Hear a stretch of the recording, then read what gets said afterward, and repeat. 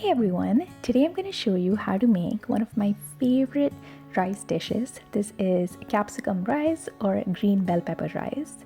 It's so flavorful, it has extremely inexpensive pantry ingredients which makes it great for this time of year, and it's vegan and gluten free. So let's get cooking. So here I have 1.5 bell peppers, and this is for a cup and a half of white basmati rice. So I'm going to start by finely chopping my bell peppers. You can also do a rough chop if you're feeling lazy or if you don't have time. It's not going to affect the dish whatsoever. I had also finely chopped a teaspoon of ginger, which is around 1 inch, and 2 cloves of garlic. I'm also going to chop half of a large beefsteak tomato. You can also use any medium-sized tomato and use the whole one instead. And here I've also finely chopped half of a large white onion. I'm also going to finely chop 1 Thai green chili. This is for that added flavor and it's totally optional.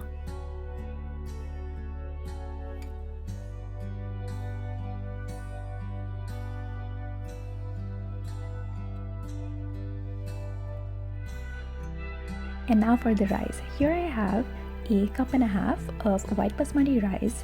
I'm just going to rinse this around 4 to 5 times or until the water runs clear, and then I'm going to set this bowl aside.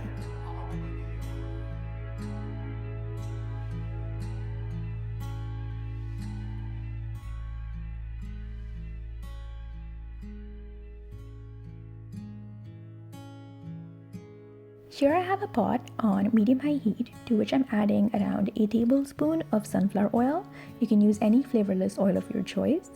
And once the oil is hot, I'm going to add a teaspoon of cumin seeds and just cook till it's fragrant and toasty, which should take around 15 to 30 seconds. Now that the cumin is all fragrant, I'm going to add my chopped chili, ginger, and garlic, and I'm just going to cook all of this till they're all toasty and have a nice golden brown color to them. Now I'm going to add in my chopped onions and I'm going to cook them till it's translucent. You can also salt your onions if you want to speed up the cooking process. Onions are looking nice and translucent, so at this point I'm going to add in my chopped tomatoes.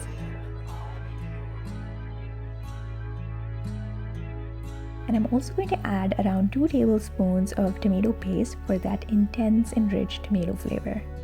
Now I'm going to mix all of this really well till all of the tomato paste is well incorporated with the rest of the mixture.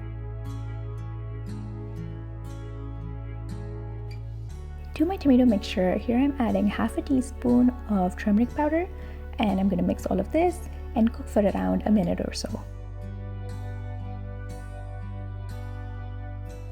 Here I have the Indian spice mix bhaji masala. This is a common Indian spice mix and it's what gives this dish its yummy Indian street food flavor.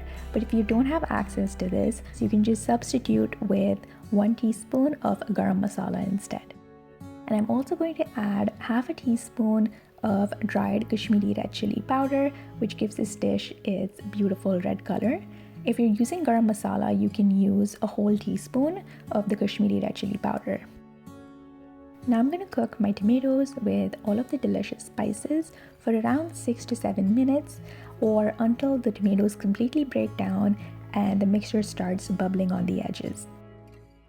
Now that the tomatoes and spices are completely cooked, I'm going to add in the chopped green bell peppers, and we're just going to cook this for around a minute or so because we don't want the bell peppers to go into mush and still hold its shape once the dish is completely cooked.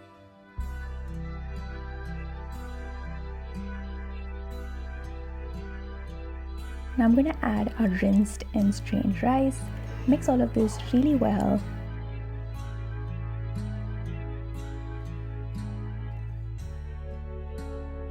And I'm going to add 2 cups of hot water.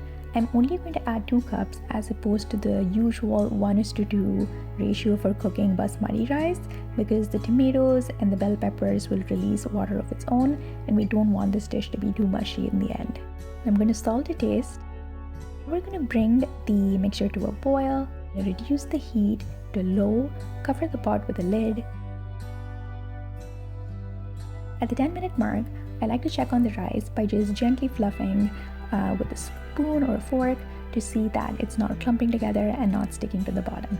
And once that's done, I'm going to cover the pot with a lid and cook for the additional 10 minutes. So it's been a total of 20 minutes, and as you can see, the rice is completely cooked.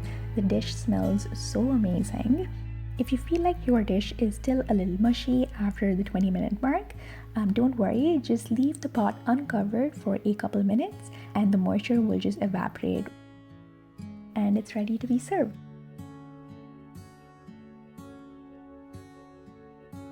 So I like to eat this dish just as is because it's so flavorful, but I do like to top it with some freshly chopped cilantro, a generous squeeze of lemon, and some crispy potato chips on the side. Once again, this is a great one-pot dish to make a big batch of, and it's definitely one of my favorites. If you do end up making it, I'd love to hear about it in the comments below, and please like and subscribe because I come out with new videos every Sunday, and don't forget to hit the bell icon so you get notified of my new recipes.